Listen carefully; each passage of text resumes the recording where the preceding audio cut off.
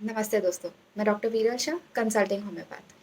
आज हम बात करने वाले हैं वैक्सीन्स के बारे में। वैक्सीन दरअसल एक ऐसी चीज़ है जो हमें किसी भी तरह की इन्फेक्शियस बीमारी से लड़ने में मदद करती है। इन्फेक्शियस बीमारी मतलब वो बीमारियाँ जो कोई वायरस या बैक्टीरिया वगैरह से होती है, जैसे कि टीबी, मीजल्स, चिकन पॉक्स। उन बीमारियों के लिए वैक्सीन्स काम आती है। डायबिटीज़ और हाइपरटेंशन, वो बीमारियाँ जो वायरस या बैक्टीरिया से नहीं होती, उन बीमारियों के लिए कोई वैक्सीन्स नहीं होती।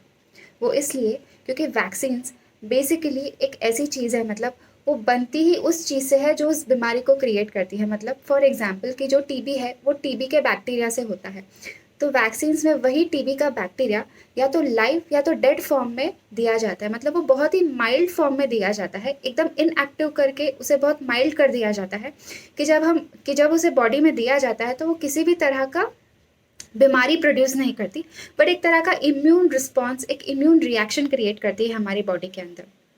तो जब क्या होता है कि जब वैक्सीन दिया जाता है तो हमारी इम्यून सिस्टम है वो सतर्क हो जाती है कि किसी तरह की कुछ फॉरेन मटेरियल हमारे बॉडी के अंदर आया है, और जिस तरह का फॉरेन मटेरियल आता है उस तरह का वो इम्यून रिस्पॉन्स क्रिएट करती है। मतलब इस तरह की वो एक सेना तैयार करती है हमारे बॉडी के अंदर। जैसे अगर पाकिस्तान के सेना आई है तो उसके अगेंस्ट उस तरह की हमारी सेना रेडी होगी। अगर चाइना से आया है तो उस तरह की होगी, कि चाइना है तो नेवी को भी तैयार करना पड़ेगा। तो उस तरह से रिएक्शन और उस तरह की जो एक डिफेंस मैकेनिज्म होती है वो हमारी बॉडी के अंदर तैयार होती है। और यही वजह होती है कि जब हम वैक्सीन्स लेते हैं तो छोटे बच्चों में यूजुअली बुखार या लूज मोशंस वगैरह होता है। ये जो रिएक्शन होता है वो वैक्सीन के इफेक्ट्स की वजह से नहीं होता, पर ये जो इम्यून रिस्पॉन्स हुआ है उसकी वजह से होता है। वो कहता है कि जो इम्यूनिटी है वो काम कर रही है। तो ये बहुत अच्छे साइंस होते हैं। अगर किसी बच्चे को बुखार वगैरह आता है, it means the vaccine is working, और जो इम्यून सिस्टम है वो अब रिएक्ट करता है। तो इसीलिए वो वैक्सीन जो बहुत ही माइल्ड फॉर्म में दी जाती है वो तो कोई बीमारी हमारे बॉडी में क्रिएट नहीं करती, लेकिन क्या होता है कि हमारी बॉडी के अंदर एक तरह की सेना तैयार हो जाती है। और जब एक्चुअल में कुछ टाइम के बाद वो असली बीमारी जब बॉडी के अंदर आती है, तब हमारे बॉडी के जो इम्यून सिस्टम के मेमोरी सेल्स होते हैं उन्हें याद आता है कि अरे ये तो वही जर्म्स है जो पहले आए थे।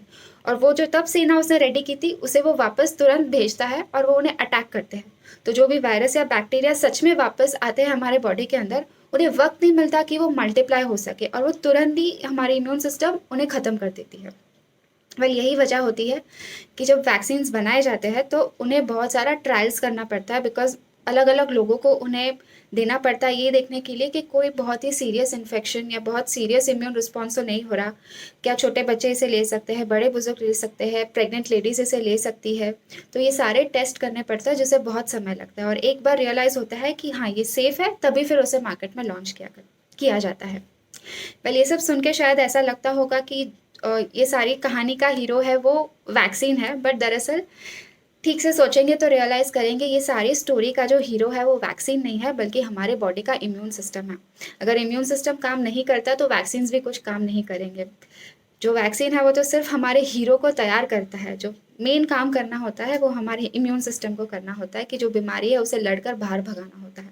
तो इसीलिए दोस्तों प्लीज़ बहुत ज़रूरी है कि हम अपने इम्यून सिस्टम का बहुत ध्यान रखें। फालतू की डाइट्स ना करें, क्रैश डाइट्स ना करें, एक्सरसाइज करें, हेल्दी खाना खाएं, अच्छे से नींद लें ताकि आपकी इम्यून सिस्टम अच्छे से काम कर सके। Thank you.